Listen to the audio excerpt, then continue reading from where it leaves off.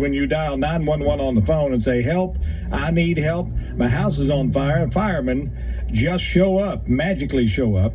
And we, of course, do have some paid firemen around the valley, and great ones, but we also have volunteer firemen all over the state.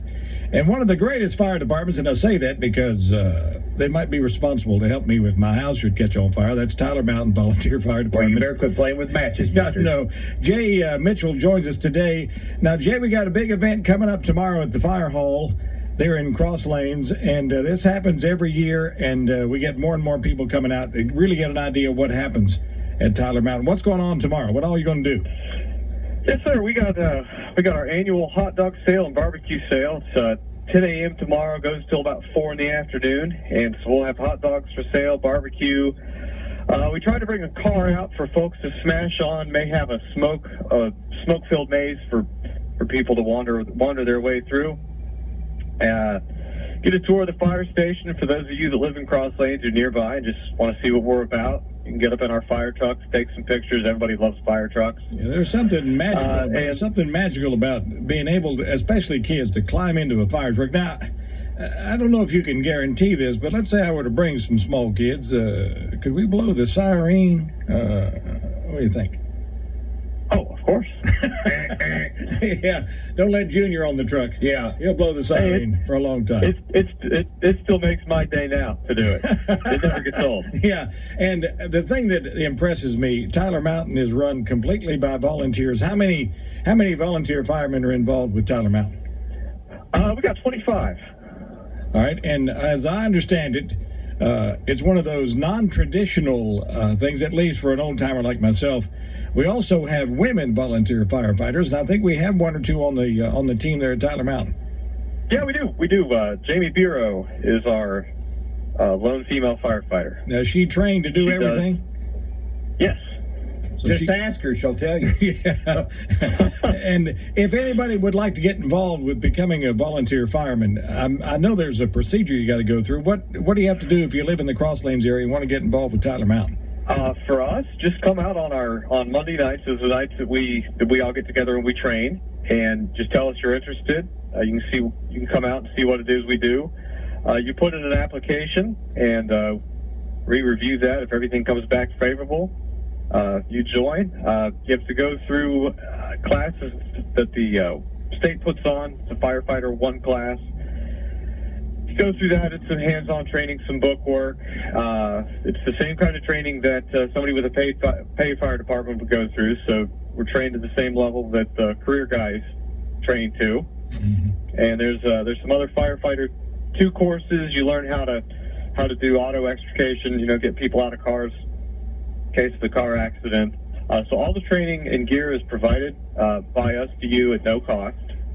And I started my training in March. I think it took me about 3 months of training in the evenings and on weekends for me to become a certified firefighter. But certainly if you're interested in joining us or your local fire department, certainly reach out to us or them. The number of volunteers has been declining over the years. We had 12,000 in 2005, and in 2018 we only had 9,000 in the state of West Virginia. Oh, my word! So we do need volunteers. We need volunteers. So certainly, and if fighting fire isn't your thing, we need people in the office. We need people to help us do fundraising. So anybody's welcome. We have a program for folks that are in high school, our junior firefighters. We won't let you go in and fight fire, but we can certainly use a set of hands around the fire scene and around the station. Well, and sometimes a cross profession works out well. Like my wife is a nurse, and she's also a certified firefighter. Now, she's actually never been. I did not know that. She is. And she took a firefighting course at Carver Career Center a few years ago. And a lot of times it's nice to have that nurse or a medic or something that out on the fire calls. Yeah, it really is. We've got a couple people in our department that are also EMT certified, and so they'll come out to wrecks and house fires, and that really helps us out, particularly if we're waiting for Kanawha County ambulance to show up. Okay. We also do that. If we'll sometimes we'll be the first responders to a scene, and we'll be there to stabilize the patient, help take care of them while waiting for the county to show up. And I'd be remiss if I didn't mention one. I'm assuming he's still a junior firefighter, Will Shamlin. His family and our family. Yeah, Will's still over there. Yeah, and I've seen he's a junior. I guess he's still is he still considered a junior fireman or not? Yeah, he's still a junior. Right. And I know he has helped with traffic control and that kind of thing, and it really is. And the open house tomorrow, not only can you get yourself some great food, but you can find out more about the volunteer fire department. And I got to tell you, Jay, I know that you're relatively new to the fire department, but they have been a huge community ambassador for years and years. They do an incredible job, not only with fires and emergencies. They're just good people. And let everybody know that we appreciate them. I especially appreciate them because if my house catches on fire, you're probably going to be in my driveway, and I appreciate that. And having that reassurance that somebody's going to come. A lot of times people pass by a volunteer fire department, don't realize that events like this sometimes is detrimental to the budget that you have because it is a volunteer fire department. Mm-hmm, mm-hmm. Yes. Yeah, we get every fire department gets a set amount from the state every year, and everybody gets the same amount, no matter how big they are or what calls they run. So, you go up north to Sissonville, and Sissonville covers 125 square miles. Man. They get the same amount of money as Tyler Mountain does, and we have a smaller response area than they do.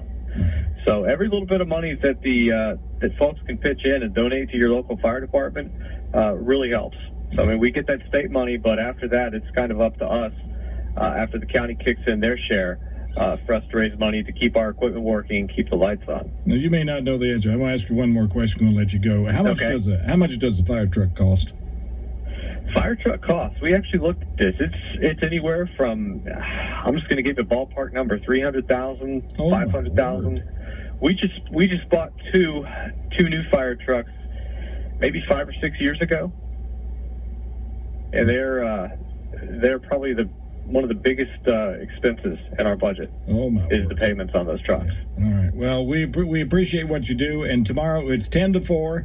If you're not sure where it is, it's right. But you're going to have it right beside the fire hall. You kind of have a community center there. That's another thing. Yeah, we'll have the community center open. It's 5380 Big Tyler Road. All right, Jay. We will see you tomorrow. God bless you. We always have the first responders in our prayers, and we appreciate the folks at Tyler Mountain. And we'll see you tomorrow for some great food and get ourselves a little education on fighting fires in the Tyler Mountain area. All right, thanks. We hope to see everybody there.